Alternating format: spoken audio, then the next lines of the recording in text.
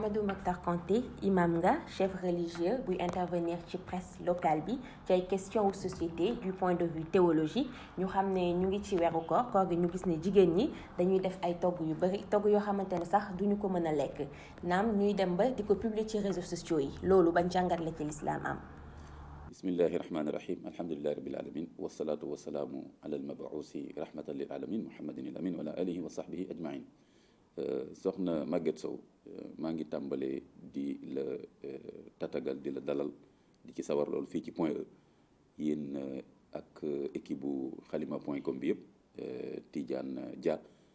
sonn na lool ci contacté ba plusieurs fois pour ñu mu am jataay bi mais noonu la demee ma en tout cas sant yàlla am nañ jataay bi tey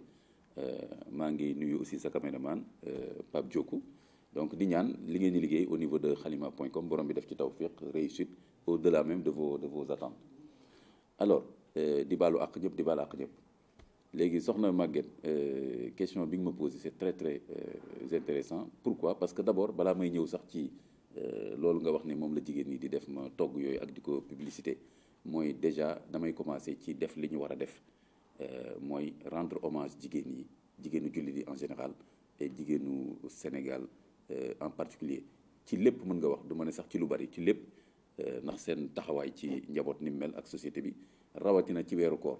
yàlla xam na ni fan yi maa ngi naan naa préparé benn poste même bu dee 3 lignes pour rendre hommage aux femmes musulmanes parce que boo seetee ba seet ñoo yore lépp ñooy njëkk a jóg ñooy mujjee tëdd ñooy togg lépp ba pare dem naa fi li ji ñëwaat defar reer seen énergie c'est extraordinaire donc il faut ñu rendre leen hommage ci wàll boobu déjà léegi nag kon gis nga togg yooyu tamit ñoom dañ ko bëgg di ko def tous les jours de façon naturelle pour njaboot bi jigéen ju baax balaa muy kontaan rek mu togg lu neex njaboot bi ñëpp lekk ba suur su ko defee kon en même temps bu koor ñëwee ñuy xaw a def tuuti concours togg ndog yu neex teg ci table bi lu baax et cetera loolu yëpp baax na parce que d'abord sax tam day neexal koor gi parce que koor woyoful kon fekkee da ngay ndogu soxna si teg lu am solo baax na lool. léegi nag risque bi mooy question bi nga posé mooy le même risque xaw ma ndax da nga ko prévoir ci benn question xaw ma mais dama koy yóbbaale mooy le même risque ci suukaru koor rek lu baax la luy rataxal diggante la mais bu ñu demee nag ba mu nekk concurrence nekk compétition ngistal dugg ak xeebante ak jëw ak sikk nit bu ko defee loolu day mujj yàq jëf ba te lu yàq jëf islam jàngal nañ ko de par exemple boo demee ci suratul baqara borom subhanahu wa taala mi ngi naan bu leen saraxe teg ci jëf ju ñaaw wala wax ju ñaaw ndax da koy yàq kon li may attirer attention jigéen ñi nañu bàyyi xel loolu la tubtilu sadaqatikum bil manni wal aza bu leen yàq seeni saraxe ndax da ngeen cee teg wax ju ñaaw ak defin bu ñaaw kon bu fekkee ni togg ndogu lu baax la li ci nekk ci tuyaaba kenn xamul nu mu toll nga yàq ko nag ndax ngistal loolu lu jara moytu la mën na gaa yëgu ma woon sax ne ñu ngi koy def publicité taay la defoon naa benn poste bu ma tuddee woon day dugg ci li nga wax ba tey bu ma tuddee woon les dots ostentatoires mooy temps yooyu tamit ñu commencé jigéen bu nekk sama waay jox na ma 5 millions oto naa nga mën leen dot lii du jubluwaay bi de du jubluwaay bi du ngistal jubluwaay bi mooy wane ni jigéen lu mu tuuti balaa nga koy yóbbu sa kër war nga ko jox dara luy wane ni yéene nga ko jox yéene nga ko jël en charge ak njabootam et cetera kon nag ostentation bi ngistal bi jaru ko ci kon daal loolu laay tontu nañu defar ba mu baax comme ni ngeen koy waxee tabaraka ay tuyaaba yu bëri lu ci nit lekk rek tuyaaba la mais nañu moytu ngistal bi nga xam ni day indi dégg nga ay mbir yoo xam ne day tax jëf bi yàqu ba pare day tax jigéen bi nga xam ni xëy na amul moyen noonu wala jëkkëram amu ko day mel ne loolu da koy xaw a ñàkkal fayda donte woon nag bu benn jigéen complexé ci loolu li am solo mooy qualité bi ak yéene bi gis nga bu fekkee ni ñaari jën nga defar ba mu baax teg ci table bi ak yéene moo gën fopp koo xam ni dafa feesal table bi yëpp waaye ngistal la ci jur. Imam Kanté mu am ñoo xam ne ñu bari bu ñu wooree soo bëggee wax ak ñoom sax dañ laan non dama woor damay bàyyi ba dog est-ce que koor war na yokk wala mu wàññi dara ci sa ay activités au quotidien. bon ci wax bi ci boppam c'est vrai, il faut faire attention parce que gis nga wàññi wax bañ a wax lu ci sa yoon nekkul te loolu même bu dul koor mais koor mën na la ci gën a dimbali loolu moo tax ma d'accord ak oustaz yi wax koor weeru promotion dama naan waaw weeru promotion weeru recueillement parce que da lay gën a dimbali ci loo xam ni bu dul koor xëy na doo ci am boobu yitte kon nag déjà wax lu dul yëfu jàmbur lu sa yoon nekkul yàq deru nit xuloo werante sos dagg sante ak yooyu même bu dul islam même bu dul koor ngeen baal ma islam bëggu ko rawatina kon koor nga war a gën a téye islam it parce que yéen sa wax na ko ci xadis bi man lam yada qawla zuur wal amala bi fa laysa lillahi xaajatun fi an yadaa taamahu wa sharaba mu ne koo xam ne yaa ngi woor te rew la wax lu dul dëgg coow ak wax yu rafetul borom bi subhanahu wa taala soxlawul nga ñàkk lekk ak ñàkk naan kon c'est normal que nit ki bëgg protéger kooram koor dañ koy protéger de comme kalpe da nga koy protéger pour bañ ñu tafu ko bokk na ci li koy tafu mooy ñi lay waxloo ñi nga xam ni la fekk sa bureau nga toog ñu commencé wax waa gis nga waa ji démb bi mu fi ñëwee nangam gis nga il paraît démb dafa am problème ak jabar ji non gis nga Macky Sall li muy def jaaduwul ci réew mi xam nga Sénégal ñoo ñu jàpp ne homme public sax jëw ko dara nekku ci donte woon sax bu fekkee li ngay wax ci moom moo ko def réellement wala mu nekk lu public gaa am nga droit joxe ci saa bi mais jëw la rek donc yu mel noonu nañ ko moytu kon am nañ droit protéger suñu bopp ci tam li ñuy wax ju bëri fudulul kalam boo demee ci téere ay xasaan yi dañu bind ay téere yu bëri yoo xam ne foofu rek la jëm les méfaits de la langue afatul lisan kon loolu moom xam nañ ko mais nag xaabaabal moo baaxul c'est pas parce que da nga woor tamit nga beru toog ci benn ruq fee toppatoo sa liggéey lu ñu wax nga ne damaa woor dama wax et cetera li ñu wax kay mooy bu nit bëggee xuloo ak yow ak wax ju bëri ak lu sa yoon nekkul waaw mais li nga xam ne da nga ko war a wax ak nit ki wala nit ki soxla wax ak yow kooku moom doo ko ne dama wax ak yow parce que damaa woor.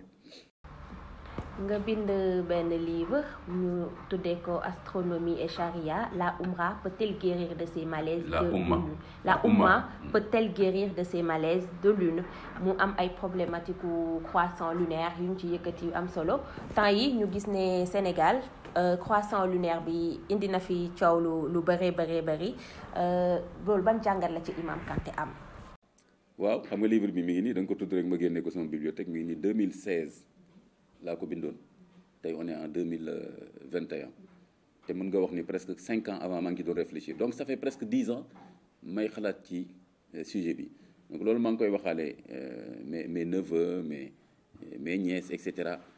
ak ñeneen ñoo xam ni bu ma ciy bind ci presse bi wala ci nu mu tuddati ci sama page Facebook ñii di xoloog man ñii di ma sànni xeer man leen c'est pas sérieux parce que ni ma sonnee ci dossier bi di ci gëstu di exploiter littérature bi aussi bien la littérature islamique que scientifique ku ci sonnewul noonu au moins nga jox ma war ma werante dafa yomb mais Sénégal moo tëddee noonu mais li ma wóor man mooy que ni li ma di bind ci sujet bi tey jii waxuma la Sénégal ci àddina bi yëpp tey maa ngi suivre littérature bi je suis sûr que maa ngi suivre littérature bi fi mu toll au plus haut niveau du débat théorique bon ku ko comprendre nga laajte mais Sénégal mu ngi noonu su ko defee kon sujet ba ma yitteel la parce que dama gis ne effectivement dafa amoon problème interprétation yu yóbboo boroom xam-xam yu bari de bonne foi ci ñu bëgg a rejeter le calcul astronomique de bonne foi mais li may tuddee littéralisme bi xool texte bi rek bañ a xool yeneen texte yu ànd ak moom nga boole leen concilier leen ci droit islamique noonu la ñuy liggéeyee doo rocc rek benn texte isolé ko am na texte yoo xam ne ñoom kese doo ko comprendre ma jox la benn exemple rapidement ci alquran waylun lil musallin loolu aaya la ñëpp xam nañ fi mu nekk aaya la mais bu dee loolu ça veut dire que ñiy julli ñëpp ñu ngi safara loolu lay firi waylun lil musallin waylun mooy safara toskare ñeel na al musallin ñiy julli aaya la mais boo xoolee aaya bi ko jiitu ak aaya bi ko topp di nga xam ni munaafiqun yee tax muy wax naafiq yi moo tax muy wax xam nga naafiq dañuy julli mais gëmuñ dara kon yàlla daf leen di sanctionné 2 fois li ñuy jéem a nax nit ñi ak ñi nga xam ni seen xol dara nekk fa mën na leen julli leen ba sonn terewul safara ngeen dem mais boo jëlee aaya boobu kese aaya la de c'est un verset moo tax nga gis des fois occidentaux yi wala orientalistes yi wala les ennemis de l'islam nga gis dañuy saa moo non c'est l'islam nga c'est très clair voici un hadith qui le dit un verset yombeewul noonu il faut nga xool verset bi est-ce que amul beneen verset bu ko abrogé ban lien la am ak beneen verset ba pare nga xool tam contexte bi ba pare xool structuration arabe bi lan la ba pare xool ulama yi ni ñu ko déggee interprétation yi et cetera et cetera. kon tamit malheureusement loolu moo ñu dal ci calcul astronomique ce qui est sûr c'est que calcul astronomique mi ngi ci alquran li taalamu adada sinina wal xisaab suratu Yunus ak feneen ak feneen. donc suñu borom subhanahu wa taala ci boppam moo tudd xisaab le calcul astronomique dans le Coran mais du ko tudd ba pare ne bu leen ko jëriñoo amul njëriñ rien que ça loolu rek man tere na ma ne rien que ça je dis ulama yi maa ngi leen di je vous implore ngeen wax ma est-ce que suñu borom dina wax ne maa bind jant bi ak weer bi ñu mel nii ak trajectoire bi ñu am et cetera pour ngeen mën a xam at yi ak mën a calculer ash-shamsu wal qamaru bi husban ba pare nañu mais nag bu leen calculer dama leen ko wax noonu rek c'est pour qu'on puisse en faire usage donc le calcul astronomique mi ngi ci biir alquran léegi nag su fekkee am nga xaddis yoo xam ni da nga cee bëgg a basé wu ba wax ne waruñu jëriñoo calcul astronomique na nga xam ni kon yaa comprendre parce que xaddis yi du opposé wu ak alquran xaddis day gën a faram-fàcce gën a et cetera mais xaddis du ñëw di weddi yax bu leer ci alquran la preuve mooy tey jii c'est le calcul astronomique moo ñu permettre ñuy calculer les heures de prière julli mooy premier fondement ci l'islam te tey jii yow sa julli mooy sa premier jaamu yàlla ci calcul astronomique nga ko teg tey jii boo demee ci jàkka yi ci àddina bi yëpp am nañu horaire des prières toute l'année te calcul astronomique lañu ko defee temps yéen sa salam dañ doon xool takkandeer kon ñi wax naa non bu ñu fi def lu bees man ne lu bees yàgg na fi mais na ko charia nangu avec l'évolution du temps calcul astronomique la ñu defee heure de prière yi tey jii ci calcul astronomique ci ngay arrêté sa xëdd pourtant am na foo war a arrêté sa xëdd mais doo fa nekk naan noo xaaral ma génn xool est-ce que asamaan xonk na et cetera ci ngay dog léegi nag alquran ni mu tuddee jant bi mu def trajectoire ñu mën ci calculer noonu la ko booleeg weer bi léegi moom laa wax ma ne les musulmans ils font confiance au soleil ba def ci calcul ils font pas confiance à la lune te alquran boole leen ash-shamsu wal qamaru bi husban le soleil et la lune sont soumis à un réglage minutieux loolu moo tax science mën a am parce que science pour mu mën a calculer il faut que mu am benn fréquence benn constance benn régularité et cetera donc benn interprétation boo xam ne erreur la moom lañ def ci ay xadis lu mel ni yoon sa sal mu wax ne na ngeen gis doog a woor na ngeen gis doog a kori loolu yëpp contexte ban la woon voilà contexte bi mooy que mi ngi doon wax ak ay arab yi doog a nekk jullit te xamuñu woon lu bari ci calcul xamuñu woon lu bari ci bind moo tax mu wax ci benn xadis de ñun dañoo nekk xeet boo xam ni mënuñu bind mënuñu calculer mais na ngeen xam ne weer bi léeg-léeg mu def 29 jours léeg-léeg mu def 30 jours loolu la leen wax pour man xadis boobu mooy xadis de base sur les 12 mois pas seulement d'ailleurs werante ci weeru koor loolu moo lay gën a wan ni lu tax xadis yi wax ne na ngeen gis doog a woor xadis yooyu c'est spécifique ak weeru koor yeneen mois yi nag c'est parce que nit ñi bi weeru koor doonee farata xam nga doon nañu woor avant weeru koor yéen saa sam doon na woor Ashura fële sunu yaay Aïcha moo ñu ko net doon na ko woor Makka waa Makka doon nañu woor Ashura mais bi wooru koor nekkee farata deuxième année à Médine yenn saxaaba yi di njëkkante di commencé woor bu Shaaban commencé jeex rek ñu commencé bëgg a woor yém sax ne leen bu leen woor te xamul leen ne weer bi tàmbali na te comme bët rek la ñu amoon mu ne kon na ngeen séentu doog a tàmbali woor kon séentu boobu ça voulait pas dire que ni définitivement séentu rek ak bët la ñu war a def moo tax ulama yu mag foofu tam naa ko wax ñi may contester souvent contester bi du problème c'est même très bien on apprend beaucoup avec les arguments mais le sérieux Ahmed Shakir Qaradawi Mohamed Moustapha Zarqa Ligue islamique mondiale depuis 20 ans benn congrès à la Mecque Istanbul depuis 20 ans il faut que les gens comprennent ça depuis 20 ans toutes les grandes rencontres internationales entre les astronomes et les ulémas disent que il faut rejeter les témoignages visuels yi nga xam ni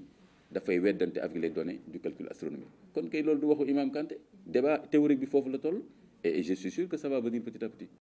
kon fii jamono ji toll daal jot na que ñu associer technologie bi ak séntu weer bi comme ni ñu ko daan defee bu njëkk. waaw kay bu baax sax te même boo seetee même fii ci Sénégal ak Timbuktu amoon na avancé yu bëri ci affaire astronomie nu mu tuddati les familles Bousso à Touba xam nañ leen ci loolu famille Hadi Touré xam nañ leen ci loolu Hadi Touré démb rek maa ngi dégg ci benn émission ñuy wax horloge bi mu defar mi ngi IFAN horloge bi mu defoon pour affaire rek mi ngi Iran mi ngi IFAN ngeen baal ma loolu du xam-xam ça veut dire que calendrier lunaire mën na am comme ni ñu amee les horaires de prière kon jot na weesu na sax mais bon jarul di wax weesu na mais en tout cas jot na Turquie calcul astronomique la ñuy utiliser depuis 20 ans Kadhafi calcul astronomique bu conjonction jotee avant l'aube rek mu ne nañ commencé wor il avait raison ci principe boobu kon am na déjà ay pays yu ko utiliser je pense aussi Malaisie ak ñeneen Amérique du Nord Union européenne dañ koy utiliser seen conseil fatwa dañ koy utiliser France ren boo xoolee seen communiqué dañuy def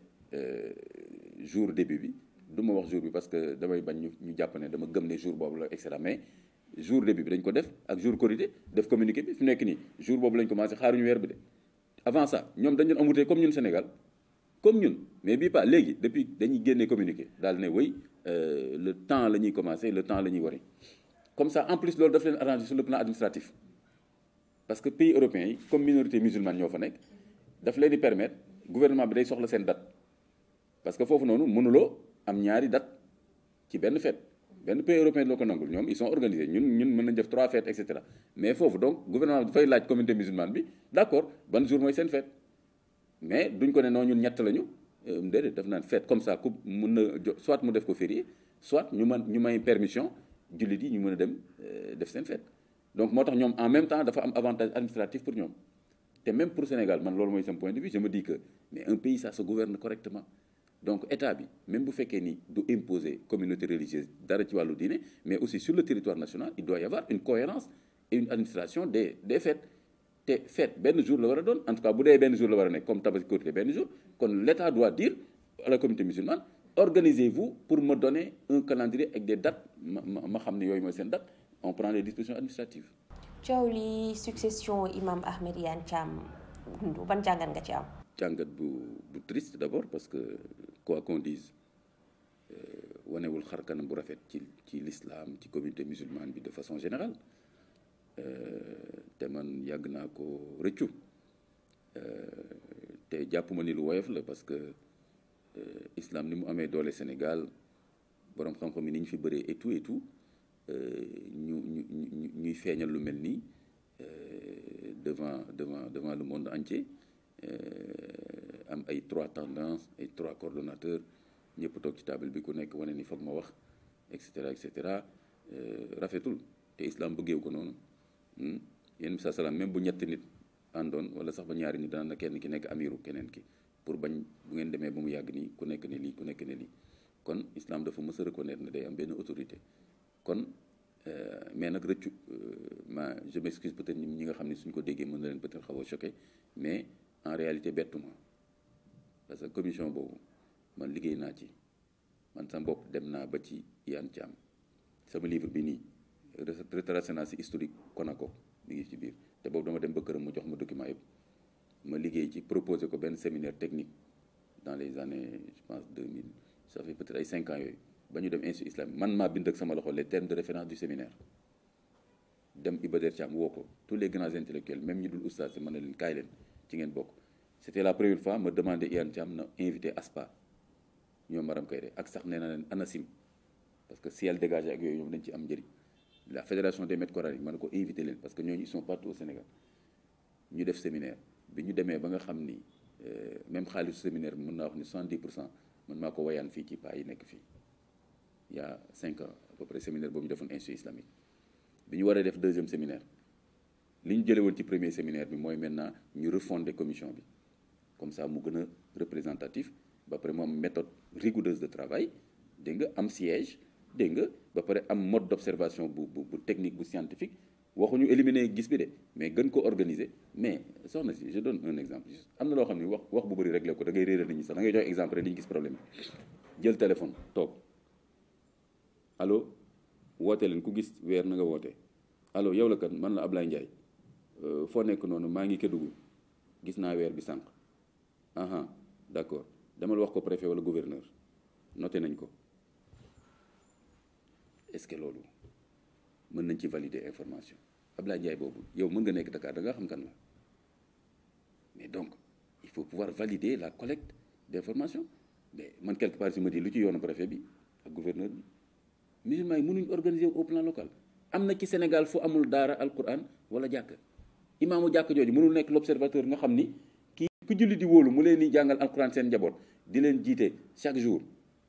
ci farata julli kooku duñ ko wóolu ci mu mën a valider weer et cetera. Plateforme numérisée boobu ma wax nañ ko proposer ak ñoom Maram Kayre comme keroog bi ñu demee ci corniche bi mais soo defee benn plateforme numérisée yéen vous êtes dans la communication et tout xam ngeen ni ça va être facile d'identifier les gens avec leur numéro de téléphone ba pare ku ne gis na boo wootee dañ xam exactement ban heure nga wootee est-ce que heure bi nga wootee heure bu rationnel la par rapport ak weer bi ñaata minutes la tëdd weer bi bu fekkee dafa war a tëdd par exemple 15 minutes bi passé c'était 30 minutes à peu près après le soleil ki woote 1 heure de temps après bul ko sax déglu lu mu la mën a expliquer bu ko déglu non dama bëggoon reer ba pare doo ko woote dama nuyoon sama benn xarit doo ko woote bu ko sax déglu par exemple des informations comme ça. Donc le calcul astronomique nous permet de dire que il faut pas accepter ay témoignages visuels qui contredisent l'heure de la conjonction. Déjà ku la waxoon Sénégal damay séntu dimanche bu ko déglu parce que conjonction bi c'était dimanche soir vers lundi. Première chose. Deuxième chose nga am heure du coucher du soleil loolu calcul astronomique moo la ko may nga am heure du coucher de la lune calcul astronomique moo la ko may boo xamee yooyu di nga xam yan témoignage moo mën a valable wala déet.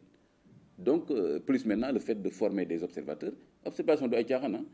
partout dans le Sénégal ñooñu par exemple ñu nekk en lien avec les maîtres coraniques de la localité et des imams mais loolu rek doy na pour régler le problème définitivement mais ñun dañu bëgg yu sew rek mais la solution est là. Imam ñu gis ne Sénégal prêcheurs yi mënuñu tomber d'accord ci benn affaire parce que suñu waxee ci affaire vaccination ñi dañ naan dagan na ni daganul te pourtant alxuraan benn la. daf may fàttali benn dame bu ma xamoon ci benn groupe médecin au niveau sax bëgg l'islam benn jour loolu la ma wax mu ne monsieur imam yéen vraiment ma ne ko mais yéen vous êtes d'accord sur rien ñun qu'est-ce qu'on va faire après c'est vrai ça m'a fait un peu rire après bon ma ne ko non ma ne ko bon première chose c'est vrai que il y a des désaccords mais pour man désaccords yooyu dama ko interpréter man de façon positive quelque part mooy que kon naxuñu kenn parce que bu fekkoon dañu bëgg a nax nit ñi kon ku nekk su ñun da ngay naan naa fexe ba wax loo xam ni dama ciy ànd ak sama collègue kon mooy wane ni kon oustaz yi ils sont autonomes ku nekk di wax li mu gëstu loolu tam il faut l'apprécier donc pensée bu uniforme loolu baaxul donte woon ni c'est pas un objectif. Le désaccord n'est pas un objectif aussi genre bon man maay Imam Kanté fu Oustaz Aliou Sall waxee alpha ma ne bêta su ne 1 ma ne -1 pour wan ko ni gënumaa jàng day gëstu may gëstu non loolu tamit taxul ñuy wax mais quand même là où un oustaz trouve que ni il y a une différence boo xam ne daf ko war a wane parce que dafa jàpp ni lële erreur la bu lourde et cetera am na droit wax ko c'est même un devoir mu wax ko leeral mais na sincère te leeral bi na tegu ci argument. te tam problème bi mooy que ni beneen oustaz bi moom tamit mën na revenir ci argument am daal ne effectivement bàyyi moon xel lii et cetera loolu dafa yàgg am depuis temps yonent sa sallam da nga doon gis saxaaba boo xam day wax lii wala lii beneen saxaaba ñëw ne ko man fekk naa yonent benn jour naa nga mu ne yëgu moon loolu. Omar ibn Khattab peste bi amoon Syrie dafa ñëw ba ci bunt bi werante am ñu ne ko peste bi métti ngi ci biir ñu bëri ngi faatu te yaa jiite jullit nooy def. mu ne est-ce que du ma dugg ci biir dem xool lu xew et cetera am saxaaba yi ne ko non yaa jiite comité musulman peste bi am na doo dugg dem foofu boo duggee peste bi dal la nga faatu après crise politique bi ñuy créer au niveau de Médine ça va être compliqué bàyyi ñun ñu gérer fii yow nga dellu Médine loo ñu mën a yónnee nag c'est pas ci ay faj ko wala nga def ko am ñeneen ñu ko ne non yow mi jiite comité musulman da nga war a exemplaire wane ni ragaloo feebar bi yàlla ay dogal feebar et cetera nga dugg ñuy coow ci bunt bi kon loolu yàgg na ci àdduna bi mais doo ma ne saxaaba yi honnête ñu woon wala dañoo bëggoon coow mais ku nekk si ñoom dafa joxe xalaatam te ku nekk de bonne foi